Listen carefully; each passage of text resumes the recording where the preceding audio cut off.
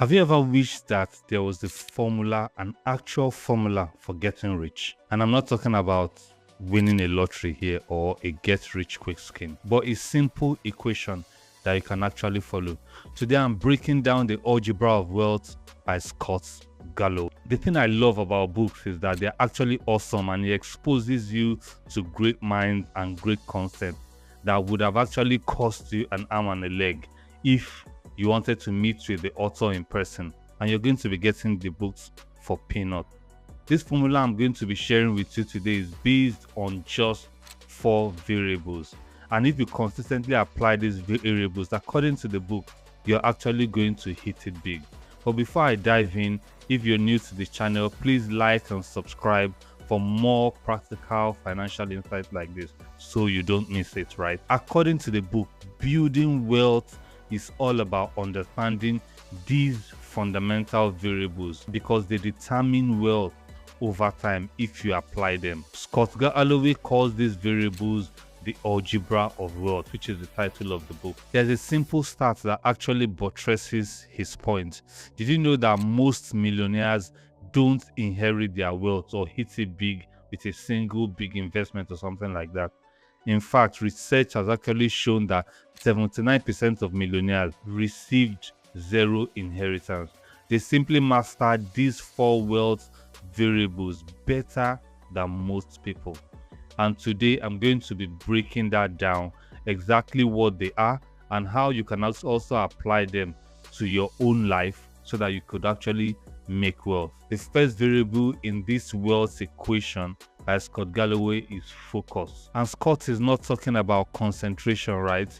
He's talking about directing your energy towards what matters most. Here is where most people actually get it wrong, according to the book. A lot of people say follow your passion, but Scott Galloway suggests something different. He says follow your talent. And let me explain why this matters. Studies have shown that grit, perseverance, resilience is actually a stronger predictor of success than raw talent. If you focus your grit on developing skills that the market actually values, you would actually accelerate your wealth building journey. And what does this mean? Simply, this means positioning yourself in sectors and career paths with genuine growth potential. Think about it. Would you rather be the best horse and carriage operator in 1910 or an average car mechanic? Sometimes the industry you're in matters more than how good you are within that industry. The question is not what am I passionate about, but rather what value can I create that others will pay for. Also ask yourself, what are you great at that the market also values? When you find that thing, double down on it. That's what this focus is all about. Double down by getting degrees, certifications, upping your skills. They are not just paper. These are actually leverage. And understanding this, having this mindset shift alone can transform your earning potential. The second variable in the book is called Stoicism. And no, this is not talking about this ancient Greek philosophy, although there are connections to it. This book is talking about having discipline to control both your expense and your emotion around money. You know, today we live in a world that is designed to actually make you spend money that you don't have, to impress people that don't even look at you or that you don't like. Many people don't have any problem in the world today. What they actually have is actually a spending problem. And this second variable means that you are able to resist these temptations to buy. Scott Galloway calls a lack of discipline the antichrist of economic security. That's some heavy words, right? This variable also means that understanding true wealth is not about what you earn, but it's about what you keep, which is all we preach on this channel. Listen carefully. The most powerful predictor of financial freedom is not how much you earn, but how much you save. Your savings rate. Let that sink in. Think about it.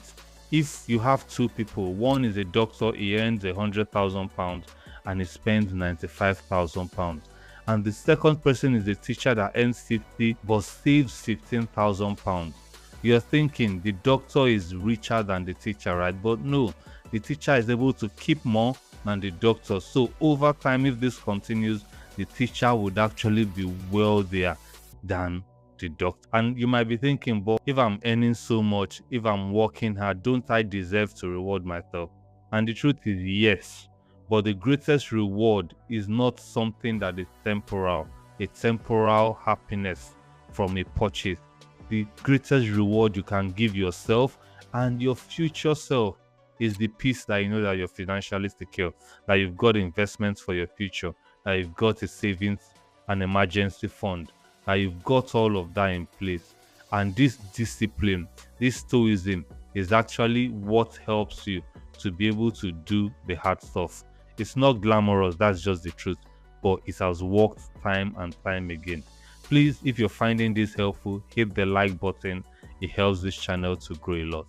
The third variable that Scott mentioned in this equation is time. Time is very important, and this might be the most powerful. Compound interest, like they say, is the eighth wonder of the world, right? And why is that? It's because of time. Time is what will transform a modest investment, a small investment, into substantial wealth. Watch my videos. I show breakdown of how simple contributions, £100, £200, £300 on a monthly basis over a long period of time actually compounds to build something tangible, a meaningful pot in the future. And as usual, let's give another example. Let's say at age 25, you've saved up £10,000 and you invest that money with an average return of 8%, but you don't add another money to that investment. By the time you're 65, that money would have grown to £217. But let's say you start at age 35, it's going to get to around £100,000. But wait, let's say you start at 45, you're going to be getting just £46,000. The difference is actually staggering. And as Scott Galloway put it, thinking long term is actually our friend, our ally, while short term thinking is our enemy. And this applies to much more than investment. Early career decisions that position you for long term growth actually outperform short term salary grab. Learning skills that will compound over decades beat short-term wins. The market actually rewards patience. But the problem is we are wired biologically for instant gratification. And this is why very few people harness the power of time. But you're watching this video, right? So be different. Be that odd one out. Think in years, think in decades, and not just days and weeks. And your life, your career, your future you will thank you for it.